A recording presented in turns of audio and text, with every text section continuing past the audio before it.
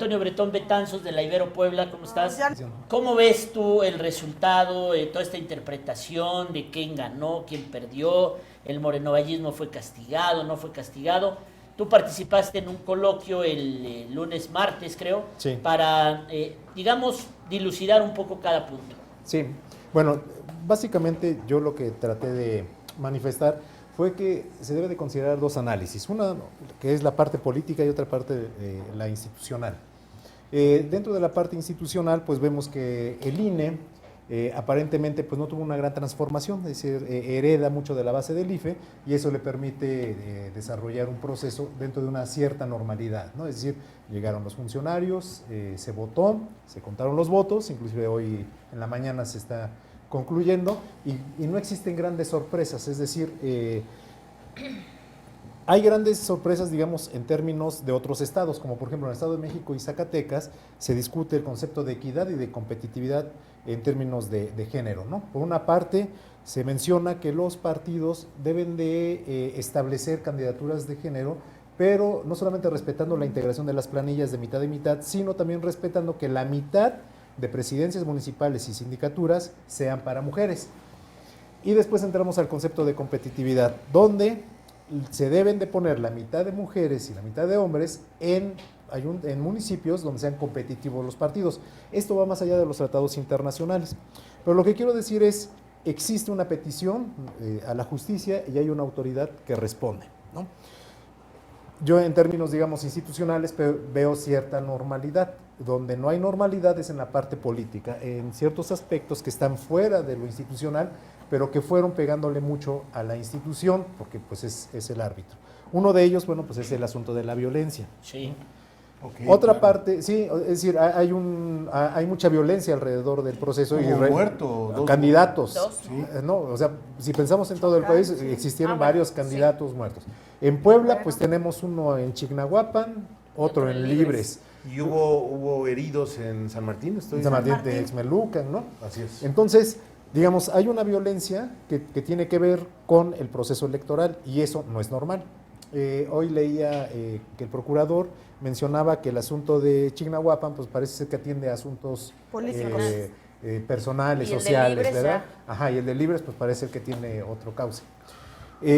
Oye, Toño, a ver, lo que nos queda claro es la nueva legislación electoral, lo único que provocó no fue una avalancha, sino un alud de impugnaciones electorales en los tribunales. Sí, así es. Se pasó de creo que 3,000 hace 3 años o algo así, creo que a 18,000 asuntos planteados en los tribunales electorales. Así es. Y eso... Es una brutalidad, ¿no? Bueno, digamos, habría que medir en dos partes. Una es que los partidos, y esperemos que así sea, están tomando en consideración la vida jurídica, porque normalmente trataban de arreglar las cuestiones a través de la presión política. Si el cauce es legal, pues qué bueno que se estudie un expediente y que se resuelva conforme a lo que se presenta. Pero lo que sí me parece debe de preocupar es analizar los hechos, porque muchos tenían que ver con violaciones en actos de campaña. Y eso sí tiene que ver con establecer reglas más rígidas, porque no es posible que un candidato sea multado y multado y Bueno, multado. vimos aquí en Puebla Mario Rincón. Por ejemplo. Hoy una multa de se 70,000 pesos. encuentran, o sea, conforme la ley viene y cierra unas puertas, los partidos políticos Así es. encuentran nuevas. Corren y Así abren es. 20. Surcan, ¿no? Sí, Escarban y encuentran otras Ajá, maneras como para violar la ley, ratoncitos. ¿no? Sí, y bueno, yo lo que pensaría es que después o a la conclusión de todo proceso viene una reforma. Pero ustedes observan en materia de justicia electoral, siempre se ha mantenido un modelo como muy estático, a diferencia de lo que sucede en la normativa administrativa. Por ejemplo, recordemos, siempre hay cambios para vigilancia en la fiscalización, acceso a radio y televisión, financiamiento, es decir, todo. Sí, pero ¿por qué no ponemos multas o sanciones ejemplares para que con una sola llamada de atención se estén Ay, quietos? se calme. Por- Bueno, el verde con esta Bueno. llamada de atención, 700 millones mames, de ese pesos. ¿Y lo le llamaron- valió? Lo llamaron a misa, lo llamaron a Sí, atención, sí, lo sí. llamaron Y le valió a clases, porque lo el día de llamaron la a elección recreo, estuvieron ¿verdad? haciendo Y de todos modos, campaña. pero lo Sí, peor de sí, todo sí. es que sí fue el elemento central para la victoria del PRI. Claro. De acuerdo a los números, Sí, al porcentaje. al porcentaje Sí, de así votaciones. es. Sí. Otra cosa, Toño, Sí. la reforma electoral había prometido disminuir el gasto y una fiscalización en tiempo real, tiempo real. a los partidos políticos. Sí.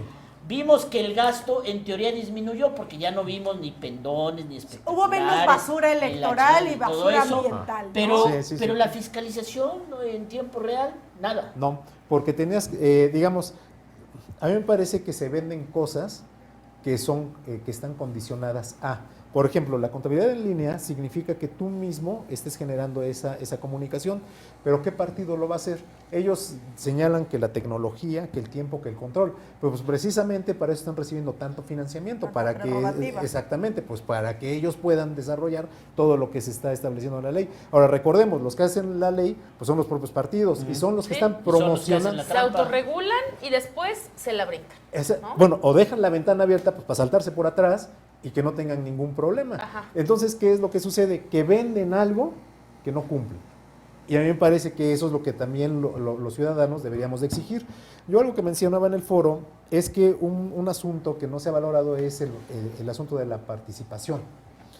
No es decir que el ciudadano va y vota como si pensáramos en Rousseau, todos inocentes, ¿no? Sino La voluntad popular. General, ¿no? Sí, Exactamente, sí, se cumplió. Yo soy la voluntad general.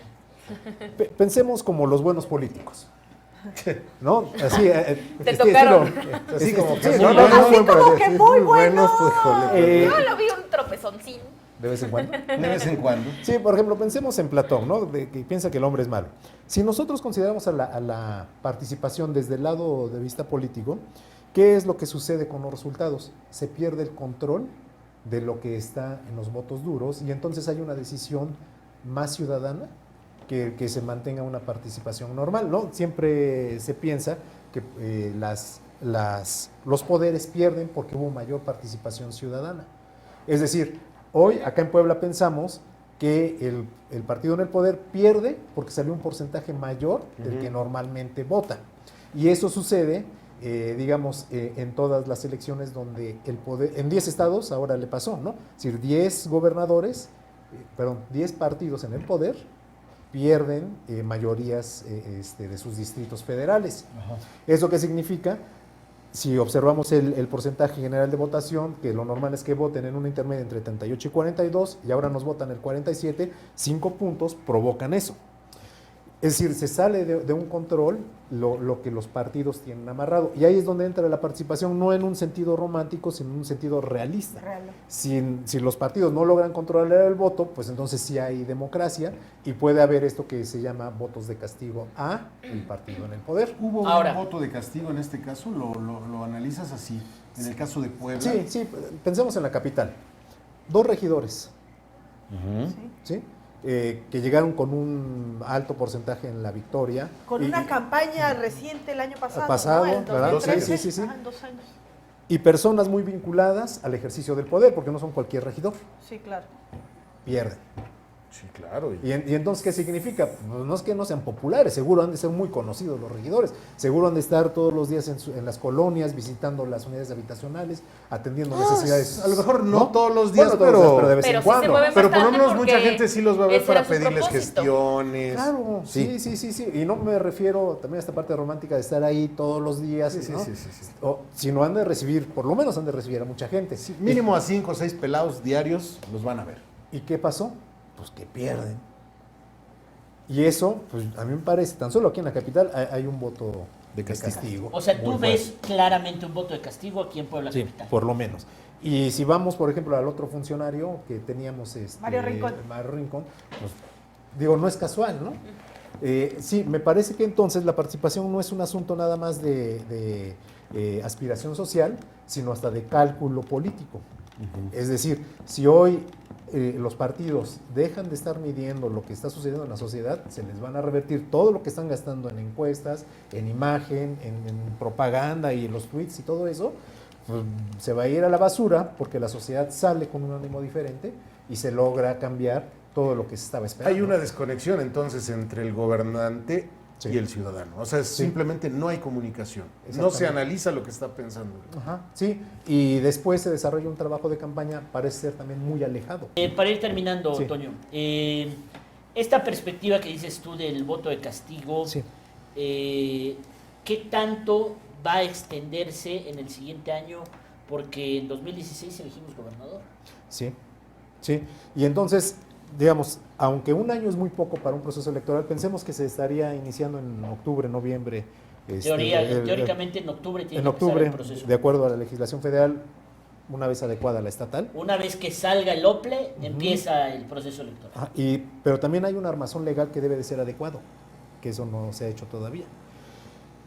Si empezamos en octubre para junio del próximo año, estamos hablando de 8 meses, 9 meses. Sí. Y entonces, tanto los gobiernos estatales, municipales y la propia federación tendrán que desarrollar un muy buen trabajo para no resentir lo que hoy están resintiendo.